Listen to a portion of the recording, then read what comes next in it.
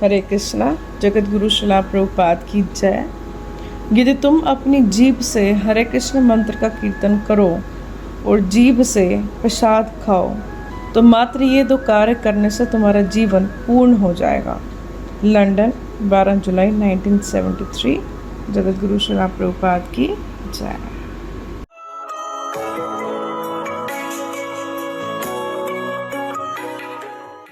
So, shall I speak in English? Because if I speak in Hindi, these people cannot understand. So, this is very scientific proposal.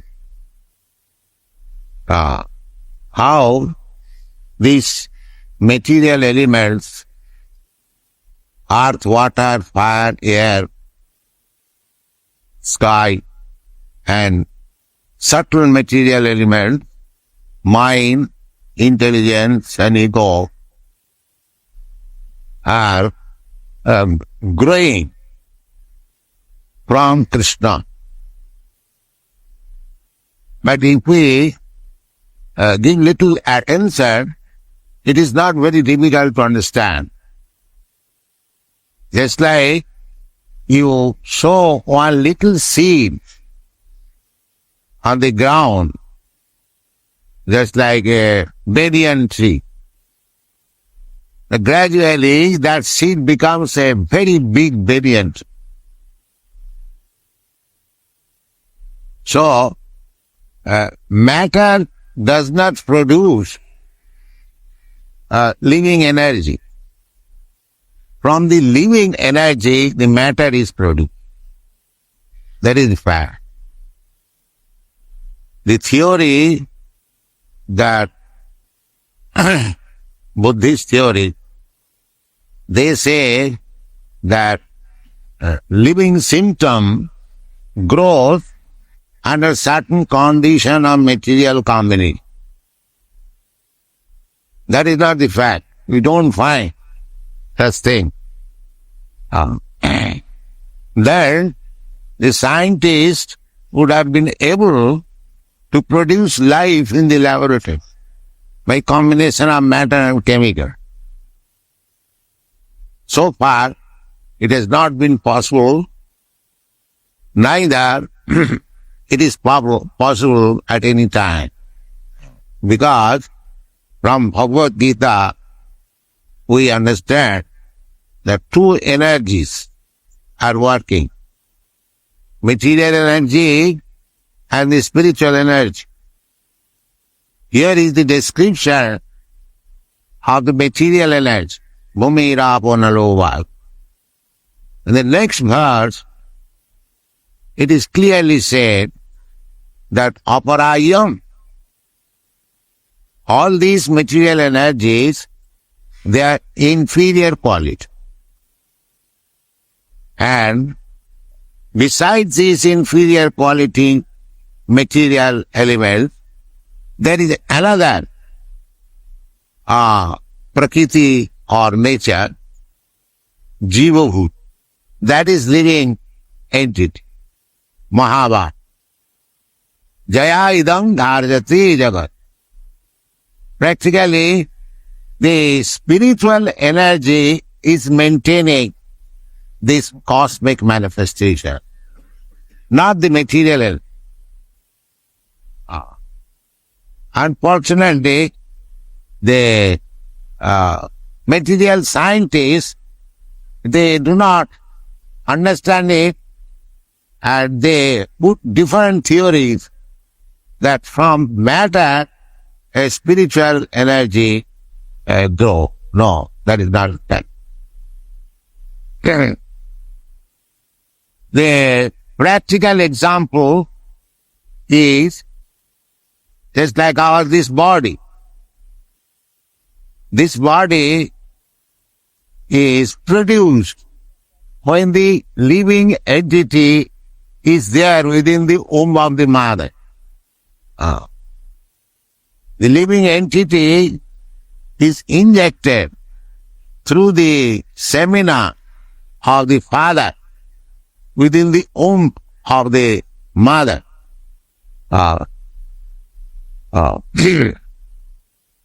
कर्मणा दैवनेत्रेण jantar deha upapat.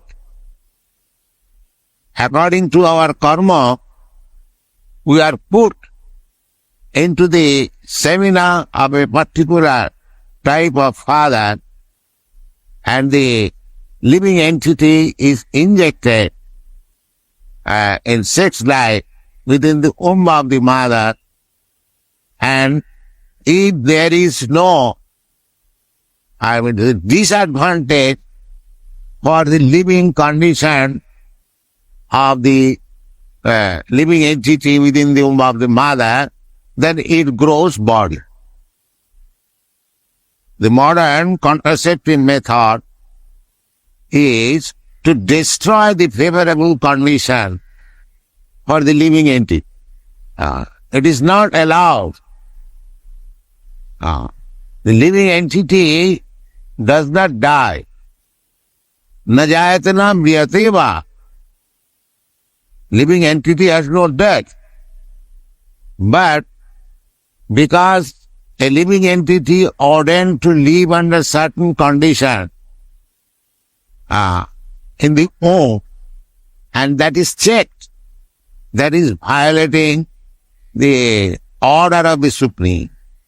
By Supreme Daivanetrena, by superior management. There is a big management, superior management. By superior management, it is a living entity is put to accept a certain type of body. When it is disturbed, that means it is neglecting the order of the Supreme, therefore it is sin. The contraceptive method adopted by the modern civilization is sinful activity. Because it is not allowed to accept a certain place which was ascertained or allotted by the Supreme Will. Not the living entity died, but it is refused the place. Just like the example, one apartment is allotted to you, and if somebody does not allow you to enter that apartment, it is criminal. It is criminal. Is it not in the law? If you are allotted you have rented some room and you are going there, but somebody comes and does not allow you, no, you cannot enter, or by force he drives you away, then it is a criminal act.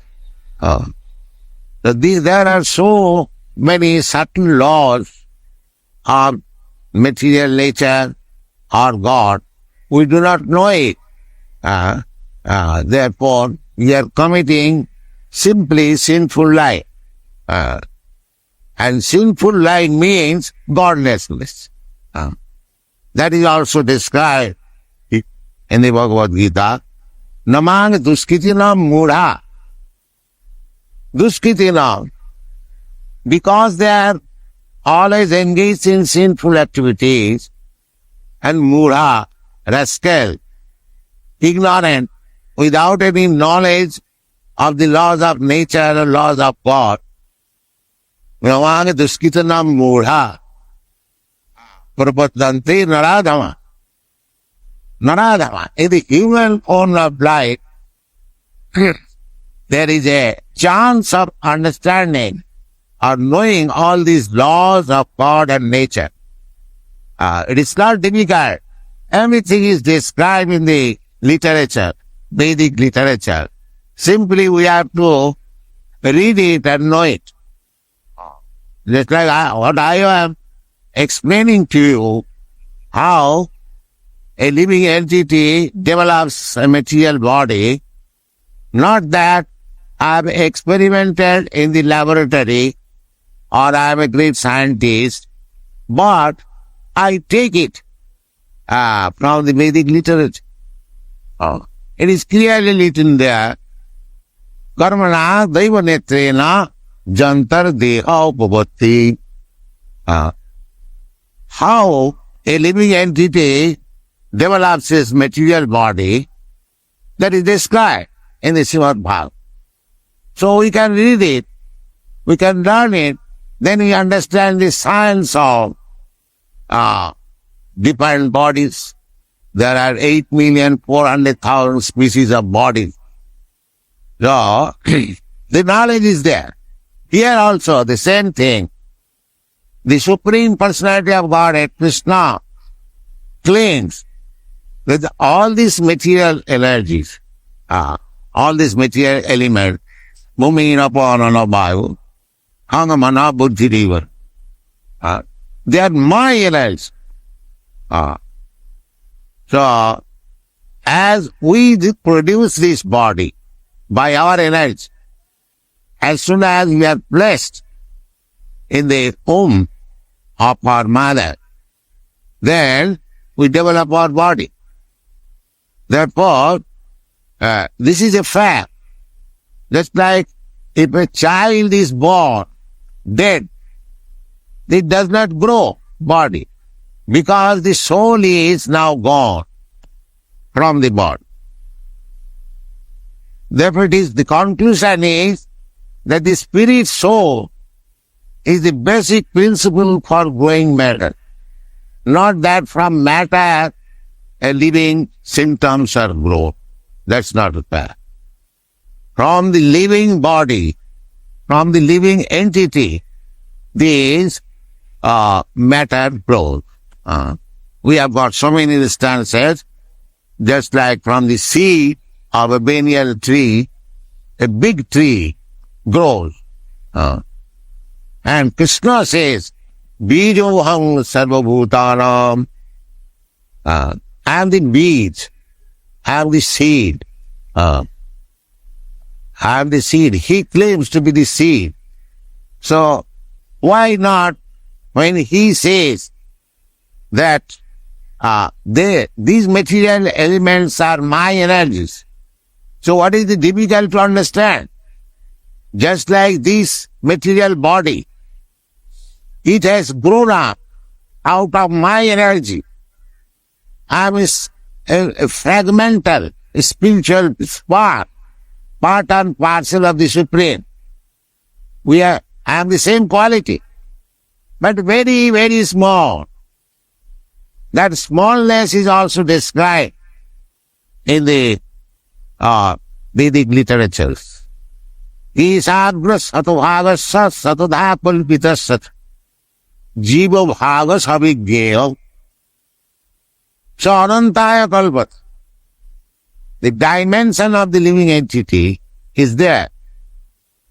It is a false theory that the soul has no form or God has no form. God has form and the soul has form.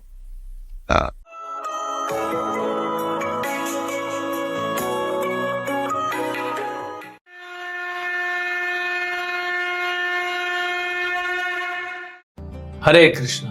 Bhagavad Gita अध्याय 2 श्लोक संख्या 41। व्यवसायात्मिका बुद्धिर एकः कुरु नंदन बहुशाखायनन्तश्च बुद्धयो अव्यवसायिनाम्। जो इस मार्ग पर चलते हैं वे प्रयोजन में दृढ़ रहते हैं और उनका लक्ष्य भी एक होता है। हे कुरुनंदन, जो दृढ़ प्रतिज्ञ नहीं है उनकी बुद्धि अनेक शाखाओं में विभक्त रहती है। भगवान यहाँ पे बहुत सुंदर तरीके से एक्चुअली क्या समझा रहे हैं, हाउ टू बिकम फोकस्ड। आज संसार में चाहे स्टूडेंट हो, चाहे बिजनेसमैन हो, चाहे जॉब करने वाला प्रोफेशनल हो, चाहे गृहिणी हो, सबका फोकस आउट हो चुका है, आउट ऑफ फोकस हो गए। तो बोल रहे व्यवसायत्मिका बुद्धि एक पॉइंट, एकः कुरु नंदन। तो अगर बुद्धि व्यवसायी है, मतलब एक जगह पे है, तो फोकस बनेगा। बहुशाखा अनंतस्य, जैसे एक वृक्ष होता है नारियल का, नारियल का जो पेड़ होता है उसका कोई शाखा नहीं होता, फोकस्ड ऊपर बढ़ता है, वो स्ट्रेट, कहीं रुकता नहीं। लेकिन जो बहुत सारे दूसरे पेड़ होते हैं, आम के, बरगद के, वो कितना मल्टीपल होता है। अभी अगर आपको बोला जाए, आपके सामने एक पिक्चर रखी जाए नारियल के पेड़ की, फोकस करो, तो आप सीधा उसकी मेन ब्रांच को फोकस करोगे। आपके सामने अगर आम का पेड़ रखा जाए तो अलग अलग ब्रांचेस पे फोकस होगा। फल, आप आम का फल उस पे फोकस करोगे, नहीं दिखेगा तो ढूंढोगे आम का फल किधर गया, सीजन तो आने वाला है। यही चीज किसको हुआ था? अर्जुन को।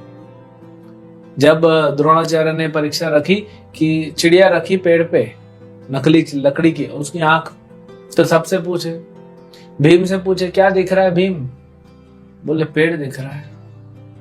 और क्या दिख रहा है? फल दिख रहे हैं। बोले ठीक है, तुम बाद में फल खाना, दूसरे को आने दो। तो अर्जुन नहीं देखा था, एक कहा गुरु नंदन, लेकिन वही अर्जुन आज आउट ऑफ फोकस हो चुका है। जो अर्जुन एक समय पे शार्प शूटर था, अभी उसका कोई स्किल में, कोई टैलेंट में कोई कमी नहीं हुई है, लेकिन इंटरनल जो माइंड है वो आउट ऑफ फोकस हो गया है। कई बार माता पिता बच्चों को बोलते पढ़ लो पढ़ लो, पढ़ता क्यों नहीं है, कैसे पास होगा, ध्यान लगाओ ध्यान लगाओ, लेकिन उसको समझ में नहीं आ रहा है, क्योंकि वो बुद्धिमान है। कोई बच्चा बुद्धू नहीं होता, बुद्धिमान ही है वो, लेकिन उसका फोकस नहीं है। क्यों भगवान बता रहे हैं क्यों फोकस है? क्योंकि बहुत जगह पे फोकस है। आज क्या हो रहा है देखिए, अनलिमिटेड इंटरनेट यूसेज हो रहा है। पहले नहीं था, मोबाइल नहीं थी, लैंडलाइन नहीं था, लोगों का ऑप्शंस नहीं थे, शांत थे। अगर आज के आप चले जाएं 25-30 साल पहले, 30 साल पहले क्या करियर ऑप्शंस होते थे? आप में से कुछ होंगे जो 50 साल या उसके ऊपर होंगे। 30 साल पहले जब आपको करियर बनाना था, 35 साल पहले, क्या ऑप्शंस होते थे? 10th के बाद 12th करना है, 12th के बाद एक या तो वकील बनना है, या तो डॉक्टर बनना है, अकाउंटेंट बनना है, इंजीनियर बनना है। आज कितने ऑप्शंस आ गए हैं। अच्छी बात है, लेकिन कंफ्यूजन हो रहा है उसके कारण। इसीलिए जो स्टूडेंट्स हैं, इतना वैरायटी, एक तो ये करियर में, फिर दूसरा डिस्ट्रैक्शंस आ रहे हैं सोशल मीडिया के रूप में। कैसे करेगा? पहले क्या होता था कि आप नया नया जब फोन आया, पहले तो चिट्ठी लिखते थे, डाकिये को दे देते थे, उसके पहले कबूतर को देते थे। अब फोन आया तो एक SMS जाता था, तो टाइप करते करते हम थक जाते थे। और मेरे ख्याल से, मुझे जहां तक याद आ रहा है, 140 या 160 वर्ड्स का लिमिट होता था, और हम पूरा यूज करते थे, क्योंकि 1 रुपए 2 रुपए का एक मैसेज होता था। तो फोकस था, शॉर्ट करके कैसे भी वो एक ही मैसेज में चला जाए। फिर आया इंटरनेट का युग, व्हाट्सएप, कोई प्रॉब्लम नहीं। फिर व्हाट्सएप पे भी कनेक्ट हो रहे हैं, इंस्टाग्राम पे भी कनेक्ट हो रहे हैं, फेसबुक पे भी कनेक्ट हो रहे हैं, हर जगह कनेक्ट हो रहे हैं। आजकल SMS को कोई पूछता नहीं है। तो टेक्नोलॉजी एडवांस हो रही है, उससे फोकस जो हो रहा है वो डिस्ट्रैक्शन बढ़ रहे हैं, तो फोकस जो हो रहा है वो डाइवर्ट हो रहा है। भगवत गीता के जो इंस्ट्रक्शंस है वो इतने प्रैक्टिकल हैं। ये उन लोगों के लिए संदेश है जो कहते हैं कि भगवत गीता पढ़ के क्या मिलेगा, ये मिलेगा। आज अगर आपका फोकस नहीं है, एक जगह पे आपका मन, आपकी इंद्रियां, आपका बुद्धि केंद्रित नहीं है, ध्यान नहीं है, कोई भी कुछ गड़बड़ करता है, हम क्या बोलते हैं, किधर ध्यान है तुम्हारा? मतलब ध्यान कहीं चला गया। कई स्टूडेंट्स बैठते हैं क्लास में, 50-50, 60-60 स्टूडेंट क्लास में, टीचर पढ़ा रहे हैं, लेकिन कुछ स्टूडेंट ध्यान ही चला जाता है उसका, वो बोर्ड पे देखता है, उसका ध्यान चला जाता है। ये प्रॉब्लम को कोई एड्रेस कर रहा है? कोई नहीं कर रहा है। टीचर्स बोलती है, oh you are physically present, mentally absent, but कौन उस प्रॉब्लम को एड्रेस कर रहा है? ठीक, क्यों वो बच्चे का मन भाग गया? फिर वो नहीं पढ़ रहा है तो उसको काउंसलिंग बैठाते हैं, ट्यूशन लगाते हैं, लेकिन ट्यूशन में भी मन चला है, उसका मन ही नहीं है वहां पे, मन कहीं और है, तो उसको कोई रिजॉल्व नहीं कर रहा है। लेकिन भगवान उस बात को एड्रेस कर रहे हैं जो मॉडर्न एजुकेशन नहीं दे पा रहा, इतना मॉडर्न, इतना टेक्निकल, इतना रिफाइंड, इस अंदर के सूक्ष्म तत्वों को मन के लिए, बुद्धि के लिए नहीं बना है। आत्मा तो छोड़ दीजिए, इनके तो बस की बात नहीं है, पकड़ में नहीं आएगी आत्मा। प्रभुपाद जी MIT गए थे, मैसेच्यूसेट्स इंस्टीट्यूट ऑफ टेक्नोलॉजी, दुनिया का बेस्ट इंजीनियरिंग और बेस्ट, सिर्फ इंजीनियरिंग नहीं, वो तो मल्टी ब्रांच है। 2000 स्टूडेंट बैठे हैं। प्रभुपाद जी पहले पूरा कैंपस घुमाया गया उनको, वहां के प्रोफेसर्स। फिर प्रभुपाद ने लेक्चर में पहला चीज पूछा कि मैंने आप लोग का पूरा कैंपस घूमा, इतना बड़ा है, पूरे दुनिया में प्रसिद्ध है, लेकिन आपके इस इतने बड़े कैंपस में कहीं पे भी एक ऐसा डिपार्टमेंट नहीं है जहां पे सिखाया जाए कि आत्मा कौन है, आप कौन है। जब आप अपने आप को नहीं जानेंगे तो कैसे आप सुखी होंगे। तो ये एजुकेशन जो है, इसीलिए भगवद गीता को बोला गया है राज विद्या, विद्याओं में राजा है। देखिए कितना प्रैक्टिकल। अर्जुन नहीं लड़ना चाहता, उसके अलग अलग तर्क दे रहे हैं। भगवान क्या बोल रहे हैं, तुम अपना मन इधर उधर मत भटकाओ, फोकस करो अर्जुन। फोकस मतलब, अब आप जॉब करते हैं तो आपने देखा होगा कि आप कंप्यूटर पे काम कर रहे हैं, मन कहीं चला जाता है, फिर आप उधर जाते हैं, फिर वहां से मन चला जाता है।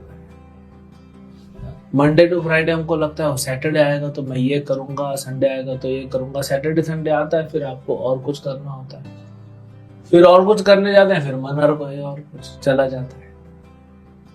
तो ये जो फोकस है ये बहुत जरूरी है। और जीवन में अब इसमें क्या होता है, आपका शरीर कहीं है, आपका मन कहीं है, आत्मा का तो पता नहीं, तो इसमें दुख मिलता है, कंफ्यूजन होता है ना, रिजल्ट नहीं आता है। ऐसा नहीं कि आप अपने बच्चे को बोल रहे हैं पढ़ पढ़, वो नहीं पढ़ पा रहा है, ऐसा कुछ नहीं, वो अलाइनमेंट डिस्टर्ब हो गया है। जैसे साइकिल होती है, ऐसे तो व्हील अलाइनमेंट कार का भी होता है, लेकिन साइकिल का आप देख सकते हैं हिल के अलाइनमेंट, फिर उसको आप लेके जाते हैं मैकेनिक के पास, वो व्हील अलाइन करता है। कार का भी होता है, बाइक का भी होता है, व्हील अलाइन होता है। अगर व्हील अलाइन नहीं है तो गाड़ी ऐसे ऐसे ऐसे ऐसे चलेगा। तो ऐसे ही हमारा शरीर, स्थूल शरीर, फिर अंदर सूक्ष्म शरीर, मन बुद्धि अहंकार, और उसके अंदर आत्मा, ये तीनों का अलाइनमेंट चाहिए। आप जीवन में बहुत कुछ प्राप्त भी कर पाएंगे, सुखी भी रहेंगे, संतुष्ट भी रहेंगे, आनंद में भी रहेंगे। वो मिसिंग है, उसी को भगवान कह रहे हैं कि बहुशाखाय अनंतस्य। इतना जगह पे तुम अगर ध्यान लगाओगे तो कार्य नहीं कर पाओगे। आज एक टीनेजर के लिए 6th क्लास से लेकर मान लीजिए 12th क्लास, 12 साल का स्टूडेंट्स हैं, वो 18 साल तक, कितने इनके पास ऑप्शंस हैं, गलत कितनी चीजें कर रहे हैं, नशा करते हैं, फिर टीवी है, फिर इंटरनेट है। आजकल तो पता नहीं टीवी कोई देखता है कि नहीं, सब वो मोबाइल पे, टैबलेट पे, लैपटॉप पे, इंटरनेट, वहां सब आ गया है, उसमें इतना सारा डिस्ट्रैक्शन। आपने देखा है पहले रिमोट नहीं हुआ करता था, और टीवी रखते थे जैसे घर, टीवी बड़े होते थे ना, वॉल माउंटिंग नहीं होता था, तो आप बैठे हैं पलंग पे, सोफे पर, टीवी को कहीं फर्नीचर पे ऊपर रखा, बटन चालू कर देते, चालू होता था। अब एडवर्टीजमेंट आ गया, आपको चैनल चेंज करना है, कौन उठ के जाएगा, उतना बटन दबाएगा, रहने दो। अब आ गया रिमोट, फिर आ गया DTH, ये टाटा स्काई, डिश टीवी, ये सब आया, रिमोट आया, 500 चैनल है।